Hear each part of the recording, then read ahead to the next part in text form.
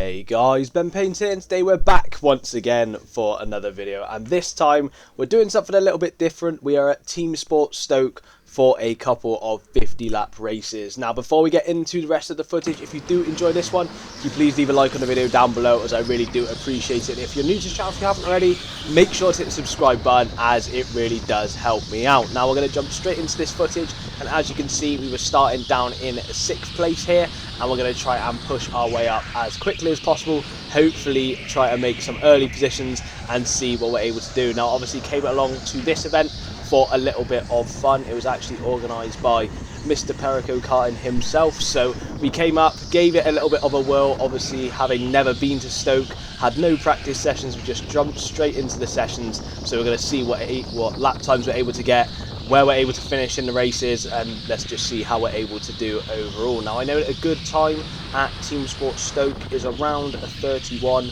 or a 32 second lap time, so if we're able to get anywhere near either of those lap times, then I'd honestly be very happy. We're able to make a nice quick and easy move there up the inside of Becca as she goes over to the right hand side of the track, and we're able to move ourselves up into 3rd place, and now we're hoping to get our head down and hopefully be able to catch up with the 2 drivers that are up ahead of us. Now one thing you'll notice pretty quickly is I'm pressing what I think is the boost button on the steering wheel, but as a matter of fact this was not the boost button on the steering wheel. I was actually told that the green button on the steering wheel was the boost button, when in matter of fact it was the black one on the left hand side of the steering wheel. So you'll see throughout the first quarter of the race, because the 2 races were split into 2 halves just due to the carts being electric and trying to save the battery, but for the first quarter, so the first session we were in, I was repeatedly trying to press the boost button, as you can see here, and nothing was happening because I was not pressing the boost button. So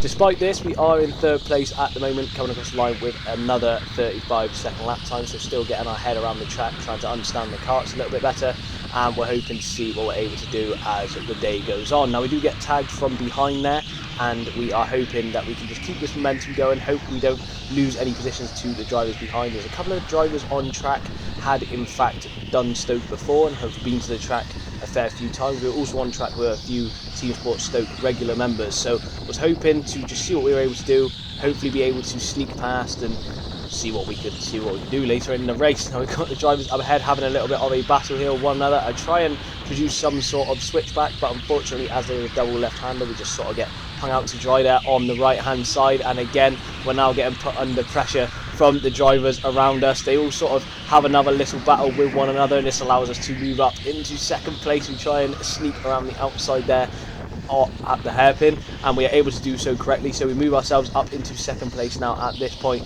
and now we have our eyes set on the driver in the lead, so we're hoping that we can get past as quickly as possible and maybe even run off into the distance if possible. And here the gap opens up very nicely, we're able to just slot the cart down the inside, and this is where we're now able to take 1st place and see what we can do. Now obviously this is going to be a bit of a struggle, as my foolishly small brain hasn't figured out where the boost button is in this one yet, and obviously we're going to get put under a lot of pressure as we go up the ramp and then towards the start finish line, which is mainly the place where you want to be using the boost at this track, just so you can push your momentum on after coming up the ramp, because obviously when you can't the ramp you're going to have a slower bit of speed, and then obviously you want to carry that speed forward towards the end of the lap. So we're actually taking a bit of a defensive line there, but we do come across one of our fastest laps so far at 34.715, and we're also getting nudged from behind, so I knew that we were holding some of the other drivers up that were behind us. So again, we're coming down the bottom of the ramp here, really trying to flick the cart through the corners, but unfortunately we get lunged up the inside by Perico there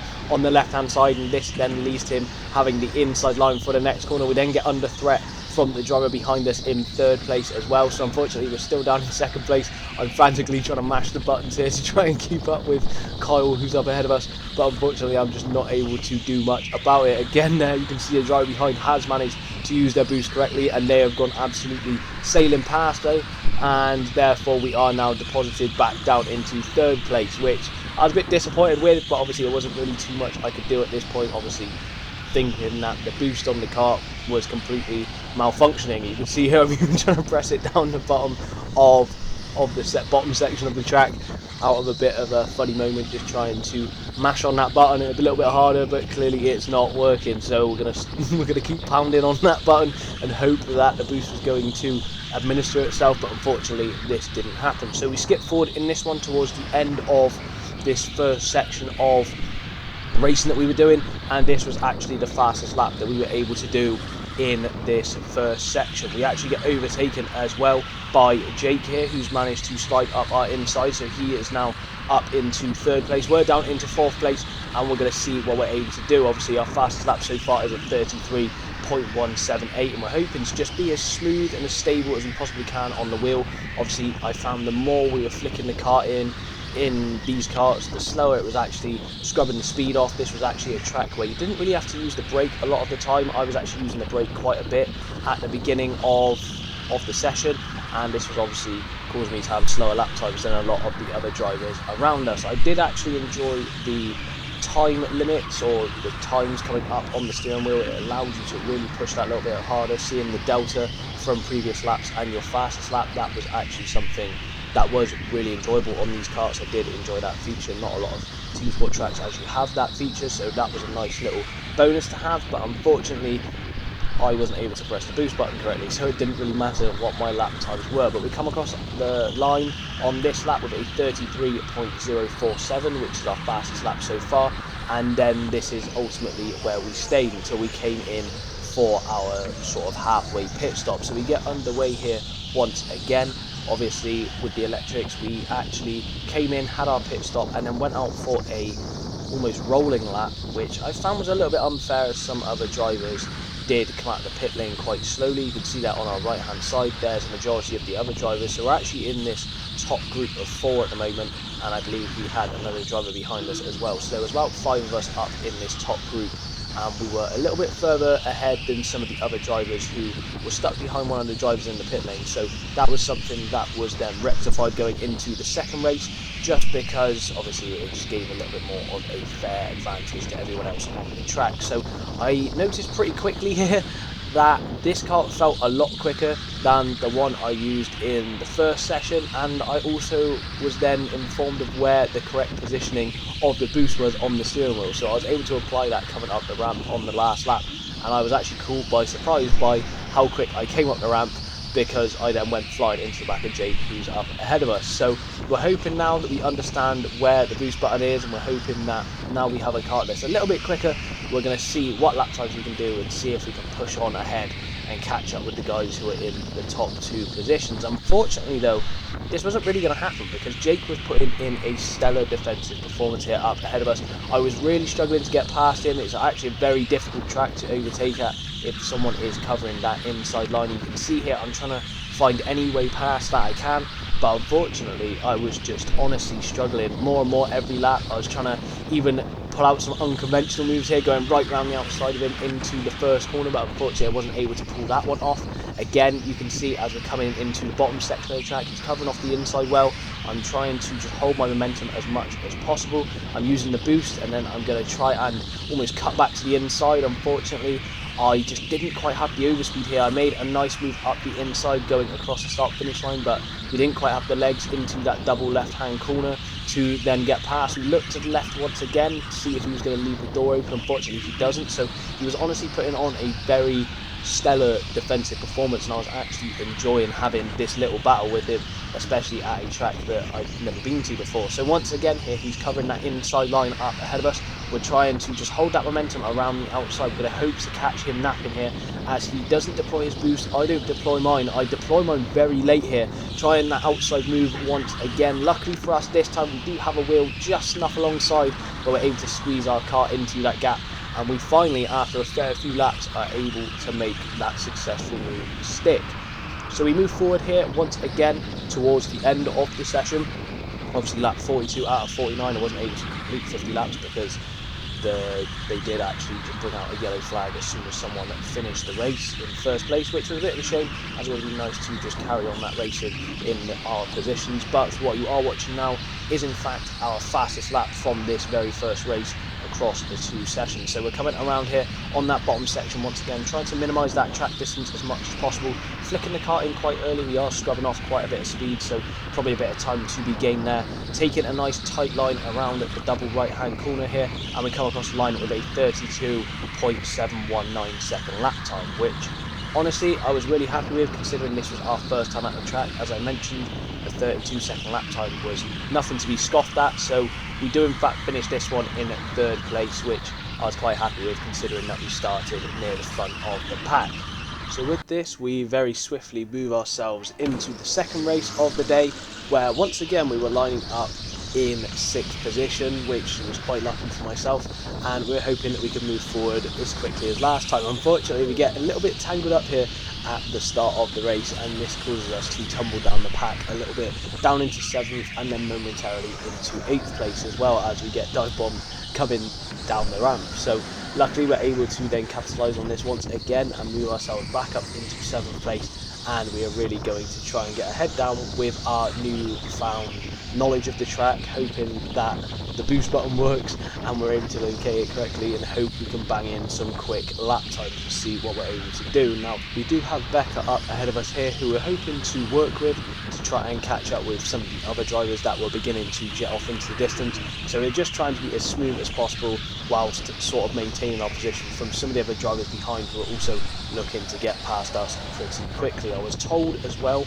on this bottom section that this blue painted strip actually provided the car with a lot of grip, which was very evident there on that turn, and then Becca swipes across us to let us know that she wasn't going to let us go without a fight. Luckily for us, we were able to have that overspeed pushing us forward and up into 6th position, which I was very happy with. Now this is where we then stayed for the next few laps until we were able to catch up with the drivers up ahead of us, who were all having a little battle with one another, including Jake, who we obviously had that massive battle with in the previous race. He goes for a little move down the inside here, but instead gets stuck on the outside into a double left hand corner. I look for a bit of a double overtake, but unfortunately I don't quite make it work, and this allows me to move myself up into 5th place and hope to sort of put the driver ahead of us under some more pressure. So we look over our shoulder and we skip forward, as not too much else really happened for a couple of laps. So we dive into this section of the race here, where we're really trying to power our way forward as quickly as possible, hoping to catch up with some of the other drivers up ahead. And unfortunately I just get a little bit greedy here and just stick the car up the inside before the down ramp, and this results in me accidentally spinning the driver up ahead of us out, which I did try to slow down at, but unfortunately there was a group of drivers behind me, so I just found myself powering on. Unfortunately up ahead of us as well we have Josh, who goes for a move on some of the other back markers who are racing in this race, but unfortunately he gets stuck behind them. I also get stuck on him, and this allows us free rein up into 3rd place. We then take a bit of a T-bone as we try to turn it across the driver who we'd lapped, and luckily we were able to get out unscathed. Now quite honestly, nothing else really happened in this race until later on, where we're able to catch up with the driver in 2nd place, and once again using that blue painted section of the track to really get that kart to rotate through that double left-hander, because if you sort of go a little bit narrow like I was earlier in the race, it just slides a little bit on the back end, and that obviously leads to the kart losing that grip and losing the momentum. Now once again we're trying to minimise that track distance, not trying to swing out too far, but also wanting to preserve as much momentum throughout the whole track as we possibly can. Here you can see we're executing that quite well. We're not really oversteering too much, we're able to keep the kart quite planted, and this is allowing us to put in some pretty electric lap times, if I do say so myself. This then allows us to make a bit of a dive bomb going into a hairpin before the up ramp, and we're able to make the move stick, moving us up into 2nd place as we get onto the 20th lap. So we're able to come across the line there. You can see our best laps so far have been 32.2 second lap times, and we're able to replicate this quite well as we move on into the 21st lap, which was in fact the fastest lap I was able to do on the day entirely. So we're coming into this lap here, flicking the kart into the right before flicking it back to the left, trying to stay as tight as possible to both of those apexes there. Once again coming down the ramp, really flicking that kart in and trying to preserve that momentum. Don't want too much oversteer, as that's going to lose your momentum. Again, getting very tight to the barrier, dipping a wheel into that blue paint once again to get that grip, turning in nice and early, trying to get on the power early as well, and not actually braking a lot throughout the lap, and we do come across the line here with a 32.275 second lap time, which honestly, for a first time to the track, I was really happy with, and I was honestly quite surprised myself, to be brutally honest with you. So this leads us to the end of the first half of the race, and then we led ourselves into the second half of the race, which we are starting now. And one thing I noticed pretty quickly, unfortunately for myself, is the kart I was in wasn't as nice to use as the kart I used in the third session or the first half of the second race was. This kart was just not nice. It didn't really fancy turning right as well as the kart I used previously. I found I was driving it exactly the same, trying to use the same steering inputs, trying to brake at the same reference points when I was braking, trying to lift off at the same reference points I was sort of lifting off previously, but unfortunately I just found this kart to be a bit of a hassle. You can see Mr. Perico Karting has jetted off into the distance already after just a single lap. We come across the line with a 34.515 second lap time, so unfortunately we're not able to get anywhere close to Kyle, who has jetted off into the distance already after just a couple of laps. We're trying to keep our head down, trying to catch up with him as best we can, but unfortunately we're just losing more and more time. We skip forward here, as you can see he's now opened up even more of a gap, and we've then been lunged down the inside as we come up the ramp and across the start finish line. So this has moved us back down into third place now at this point, and you can see our fastest laps are really about half a second off what they were come the end of the other session we've just done, which obviously was a bit of a warmer track. You'd expect to keep going quicker and quicker, but unfortunately in this car I found myself to be about half a second off. I wasn't able to get much more out of this car than what I was getting so far. So we come up the ramp once again using that boost button and hoping to keep up with the driver up ahead of us as best we can, but unfortunately we are just struggling here to get that kart rotated correctly. We get through the first corner quite nicely there, and again we're really trying to preserve our momentum as best we can, using the driver ahead of us as a bit of a reference point to chase after. We do lose the rear end a little bit there, as I found at the end of the session that the tyres on the kart were actually rubbing on the bodywork of the kart, and that was causing all the steering issues. But despite this, we were able to dive up the inside at the bottom hairpin, much like we did earlier in the first half of the race, and this allowed us to move up back into second place. Now, unfortunately for the rest of the race, not too much else really happened. We were just sort of hot lapping. We weren't able to go much quicker than we did earlier in the first half of the race, obviously before the kart change, and therefore we're just trundling around in second place. We're able to develop a little bit of a gap to the drivers behind, and it was just a bit of hot lapping. It was just a bit of hot lap practice, but as you can see, the yellow flags have come out as we are coming up the ramp, and this does signify the end of the race. No one had crashed, so this was the end of the race, and unfortunately this is the end of the footage as well. So I hope you guys have enjoyed this one. If you have, can you please leave a like on the video down below, as I really do appreciate it. And if you're new to the channel, if you haven't already, make sure to hit the subscribe button, as it really does help me out. Now, I'd like to say a massive thank you to Kyle or Perico and most of his friends for inviting me up to do this event. I'll leave a link in the description for his channel, or I'm sure most of you are already subscribed to him. But in the meantime, I'll catch you guys in the next one. Take care.